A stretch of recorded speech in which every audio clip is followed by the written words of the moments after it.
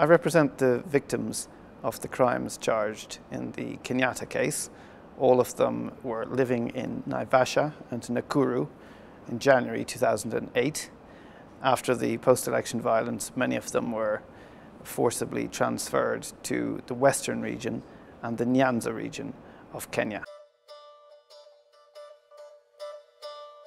No, we estimate that there are approximately 20,000 victims of the crimes charged in case 2. I've only met 585 of those. We certainly have the names of those 585, but I haven't met the rest of the victims of the case. The location of the victims is a real challenge. We know that a great number of them are located in the Nyanza region and in the western region of Kenya.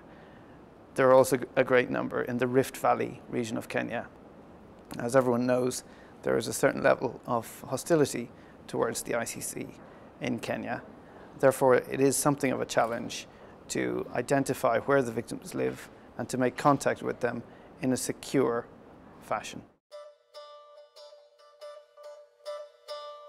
When the previous common legal representative resigned, the registry of the International Criminal Court advertised for a new common legal representative for the victims in the Kenyatta case. The advertisement was also sent to the Law Society of Kenya, and after the registry received applications from a number of people, they did a shortlist and they did an interview process, and at the end of that I was appointed. Yes, the pay for counsel representing defence or victims at the ICC is published in documents which are available on the ICC website. I can't remember the number offhand. I think the maximum we're paid is around 8,200 euros per month. When I was a lawyer in a big London firm, I was earning quite a lot of money, and most people in that firm were certainly there for the money. After I left that job, I took a pay cut of about 60%, which I never regretted. If I had wanted to make a lot of money, I would have stayed at the law firm in London. I think I would have made a fairly comfortable living. I do not represent people who were killed by police. Police killings, as everyone knows, were extensive during the post-election violence, from Mombasa to Kisumu and from Nairobi to Eldoret. And in the WACI report, the number of people killed by police is 405, I think. Now, the charges in case 2 originally included police killings, I believe. This is before I came on board. But charges were not confirmed against the then Commissioner of Police, Mr. Ali. So the police killings were removed from the charges in case 2. Neither the prosecutor nor the court has ever characterized killings during the post-election violence as genocide. As legal representative for the victims, it's not my role to characterize the crimes committed as any particular crime, but on the basis of my experience as a prosecutor in Rwanda and in Bosnia, the post-election violence killings did not constitute genocide. The question of forgiveness is a personal question for each victim. If a specific victim finds it in his or her heart to forgive the perpetrator, I have no business interfering in that decision. It's a very personal decision. My role is to represent the legal interests of the victims. Now, one thing that has been made clear to me by many, many victims is that the process of justice, they believe, will help the reconciliation process in Kenya. And the question of forgiveness is for each individual. I believe that there's a fairly high chance that some of the perpetrators in the PEV were themselves victimized. I have not, in fact, to my knowledge, met anyone who was a perpetrator and a victim. I'm not ruling it out. It might have been that case, but my job is not investigative. It's really to represent the views and concerns of the victims. The question as to whether all Kenyans were victims of the 2008 post-election violence, I think, is to be answered by each Kenyan individually. I think many Kenyans felt somewhat ashamed about what had happened during that period. Many Kenyans that I've spoken to questioned the patriotism of those who unleashed violence against their fellow Kenyans.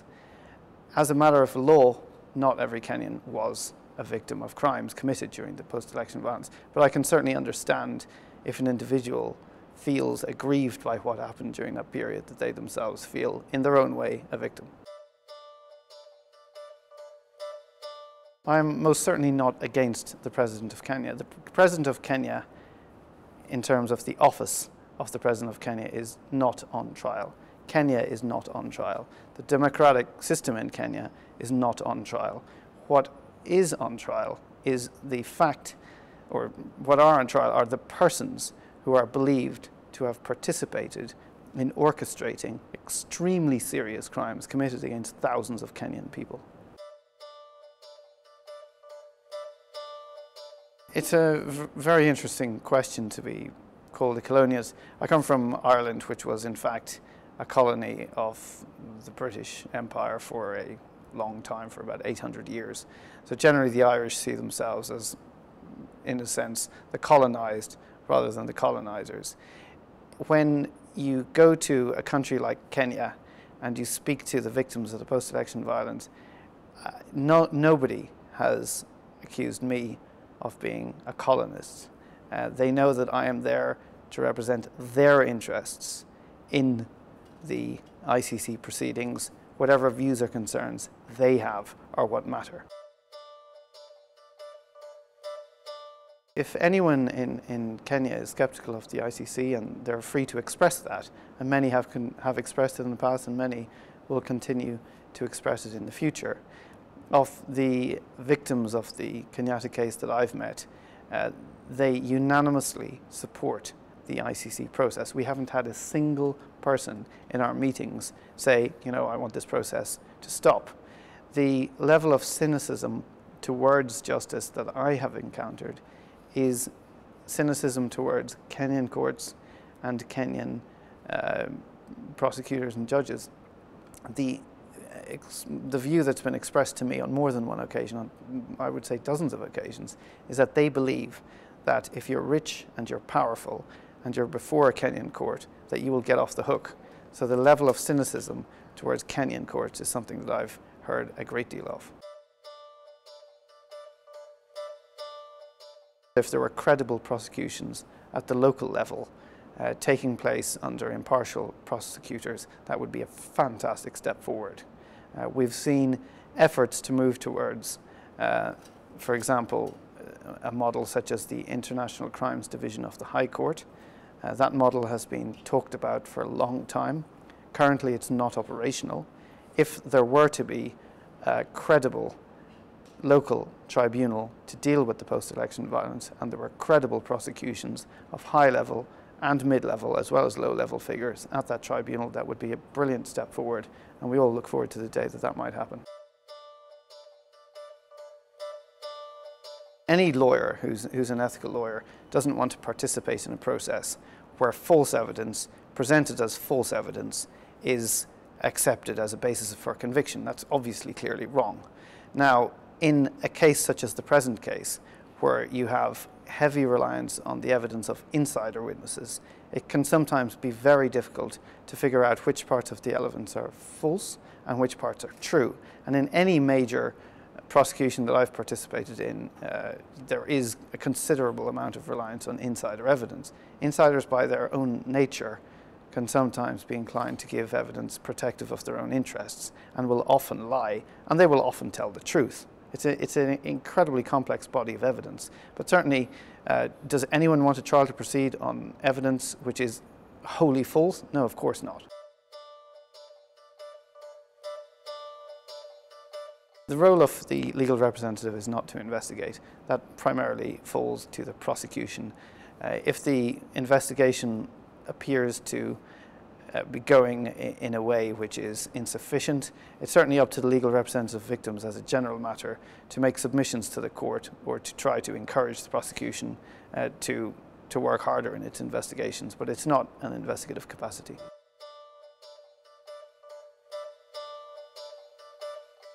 If the Kenyatta case collapses, one option which the victims do not have is justice at the domestic level. Just recently, on the 5th of February 2014, the Director of Public Prosecutions made a statement in which he confirmed that none of the 4,000 plus files which have been reviewed by the multi-agency task force is prosecutable. And he confirmed that this means that there will be no post-election violence cases prosecuted by the International Crimes Division if the International Crimes Division is set up. So the first thing we all have to understand is that there will be no domestic justice for the victims of the post-election violence apart from what is happening at the ICC. For the victims of case 2, that means no justice whatsoever.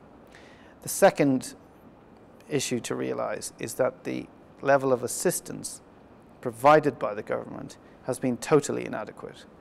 That has been a theme that has been made clear to me in dozens of meetings with victims, and they all report that they've received next to no assistance from the government.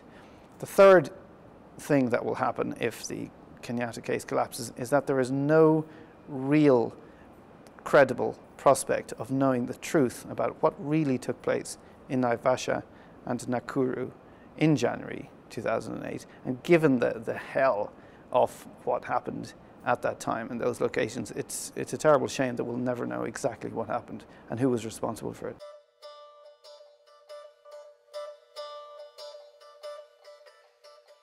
The court is not faced with a request to declare whether he's innocent. The court is faced with a request to dismiss proceedings against him. That is not, in fact, a request to declare him innocent. If the case terminates, then my mandate will also terminate, and I will find another position elsewhere. In the context of an ICC proceeding, settlement out of court would mean a plea agreement. This is where the accused person agrees to plead guilty to certain parts of the indictment. It's generally driven by the prosecution and the defence. The legal representative of the victims would probably have a somewhat minor role. It's never happened at the ICC. I've participated in plea agreement negotiations at the Yugoslavia Tribunal. In many cases, I think it's a very good idea from the victim's perspective. It throws an awful lot of light on what happened. It can bring a genuine expression of remorse and contrition from the accused. So I think as a general abstract idea in international criminal law generally, I think it's a good idea. I believe there's justice in the world, yes, I do. I believe that sometimes we have to work hard for it. I think sometimes those who hold power don't necessarily exercise their power in favour of the powerless. But I think that as history goes on, we always move towards a more just world. I think one of the most important contributions that an institution like the ICC can make is to act as a credible deterrent against atrocity. Now, thankfully, there were very few acts of violence during the 2013 election. It may be many years before we really understand why that was, but I'm personally convinced that the threat of ICC prosecution may well have been a significant factor in the fact that there was no election-related violence, almost none at least, in 2013. So one of the great lessons that we can draw from this process is that the justice process must be handled in such a way as to constitute an effective deterrent. And we've already seen in 2014 atrocities committed in the Central African Republic and in South Sudan, which cry out for the existence of an effective deterrent.